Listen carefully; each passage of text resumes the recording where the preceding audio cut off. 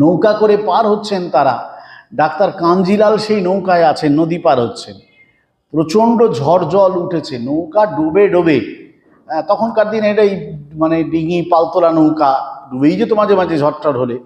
তা প্রচণ্ড ঢেউ, ঝড় উঠেছে, নৌকা ডুবে ডুবে এমন অবস্থা। তা শরৎ মহারাজের কোনো, অন্যদের তো একবারে প্রাণ মানে আত্মারাম খাঁচা ছাড়া, এই মরলাম বলে আর কি জলে ডুবে। শরৎ মহারাজের কিন্তু কোনো দিকে কোনো ভ্রুক্ষেপ নেই। তিনি বসে বসে হুঁকো কলকে ছিল সেটায় তামাক খাচ্ছেন। আর ডাক্তার কাঞ্জিলাল খুব ক্ষেপে গেছেন। তিনি আর থাকতে না পারে ওই হুঁকো কলকেটা কেড়ে নিয়েছেন, কেড়ে নিয়ে গঙ্গার জলে ছুঁড়ে ফেলে দিয়েছেন। রেগে গিয়ে বলছেন, মশাই আচ্ছা লোক তো আপনি, আমরা সবাই ডুবতে চললুম, ডুবে মরতে চললুম, এই অবস্থা, আর এখন আপনি বসে এরকম ভাবে হুঁকো কলকে খাচ্ছেন। শরৎ মহারাজ সেই একই রকম নির্বিকার ভাবে উত্তর দিচ্ছেন, কেন আমাকে কি করতে হবে, নৌকাটা ডোবার আগেই কি জলে ঝাঁপ দিতে হবে?